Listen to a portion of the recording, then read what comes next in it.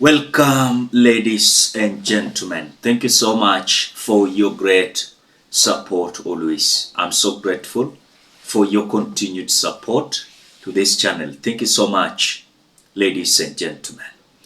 You will not believe that the NTV decided to have a fact checker on William Ruto's SAGANA state launch interview, as they are verifying that all that William Ruto was saying at SAGANA state launch during the interview, it was totally lie, or rather lies.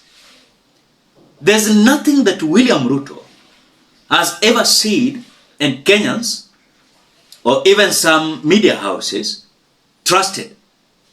Rather, what the NTV did, they had a fact checker. Are these things that William Ruto saying true, or is just playing with our minds? This was just a mind-boggling, as the NTV unveiled the truth about some and bigger percentage of William Ruto's narratives and lies that he was propagating live on camera at SAGANA state launch. You will not believe your two eyes. You will not believe what William Ruto said and what the NTV got as a fact checker. But before we listen to that, as you always do, this video is going to be so interesting. Ensure you like the video. When you like the video, you support the work that I'm doing in this channel, because sometimes you watch and you forget liking the video. So this is just a reminder. As you watch, please consider liking the video. Thank you so much for that like. Now let's stick with that story. And as President William Ruto faces the Mount Kenya region this week, he seeks to solidify his hold on the region despite growing rebellion. In a media interview with journalists yesterday at the SAGANA State Lodge, Ruto sought to pacify the region amid growing skepticism about his administration's performance. Ruto's statements aimed to reassure citizens and calm tensions, but how do they hold up under scrutiny? Here's a fact check of some claims made during the interview as compiled by our very own Zainab Ismail. By the way, we are selling tea to Sudan. Even after they say they are not buying our tea, the market itself has forced them. We sell tea today to Sudan. A day after these remarks, the Sudanese embassy in Nairobi issued a statement refuting President Ruto's claim, asserting, and I quote, "On March 11th of 2025, Sudan's Ministry of Trade and Supply issued a decree suspending all imports from Kenya in line with Sudan's national interests. This decision has fully been implemented, and since then, no Kenyan products, including Kenyan tea, have been imported into Sudan." The East African Tea Trade Association also reported on the 15th of March that tea shipments remain stuck with no clearance at Port Sudan. They further confirmed to NTV that by today, the situation remains the same. Have we stabilized the education of the children of Kenya? Yes. When I came into office, nobody knew what CPC was going to happen. Many parents they did not know what was going to happen next. We have sorted out the challenges with CBC. I have hired 76,000 teachers in 2 years. It's never been done by any government.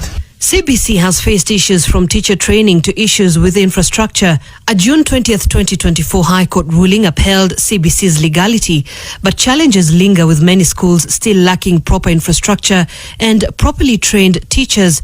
However, there has been progress indeed, but not fully fixed. On the issue of the 76,000 teachers hired in 2 years, by mid-2023, TSC hired 50,550 teachers. In 2024, 46,000 interns were made permanent, but many were already counted, bringing new hires to about 56,000 to 60,000 by September of 2024. Ruto planned 20,000 more hires for 2025, but there is no data to back that those extra teachers have been hired to reach the 76,000 figure. That now that we have stabilized the economy, Inflation has come down to 3.5% from 9%. Our exchange rate has stabilized substantially. Our foreign reserves were now close to $10 billion. We are now in a much more solid place to undertake the development of our country. Well, according to the Kenya National Bureau of Statistics, the year-on-year inflation rate in September of 2022 was indeed 9.6%, driven by high food and fuel prices amid global supply shocks and a domestic drought. But despite the lower rate, food insecurity remains a harsh reality for millions, with many people still lacking basic food because prices, while down, aren't low enough and the purchasing power of Kenyans has gone down. So another 400 kilometers, mbali na 560 ya Maumau, barabara zingine 400 kilometers hapa Mlimani. Almost a total of 1,000 kilometers ya barabara inajengwa hapa Mlimani. President Ruto indeed relaunched the Mau Mau road network in February of 2024. However, nationally, 1,037 kilometers were built by June 2024 under Ruto's administration, but no data shows the claim of ongoing 400 extra kilometers underway in Mount Kenya alone by March of 2025. The 1,000 kilometers total claim is quite a stretch. Zainab Ismail, NTV. The way you have listened to the NTV fact check, you want to tell me that William Ruto is like Kenyans are fools. They cannot even realize when I'm lying. And that is why it is not only NTV that is fact checking, but the reality be told, William Ruto was lying na alikuwa anadanganya peupe, mchana, usiku pale State Lodge. But again, there's something here I want to remind you. Look at the way the journalists were trying to ask William Ruto some questions. William Ruto was answering in his own way to please himself, to show that whatever he is doing is literally good and it is true. But again, these journalists, they were like being squeezed into a tight corner. That there was a certain point or boundaries that they could not cross. Reason being, this could have been more embarrassment to William Samoei Ruto. Look at the employment of teachers. Look at the kilometers of roads that William Ruto said. Look at the issue of tea, mira, milk farmers. Look at several things that William Ruto said in that interview. It was literally pure lies. And if it was something that was true, it was just one. About employing teachers, yes, he employed, but he said 76,000, yet he employed 60,000. But it was in a progress. But other things that William Ruto said was totally and pure lies. So this is how things went. So, in fact, as is being told, William Ruto even blocked this journalist not to answer some questions. And if some questions were being answered, they had one source, and the videos were to be edited. And no one could even realize that some questions were asked and aired, but you cannot find those videos. It is totally shame that we are having a president that cannot tell the truth.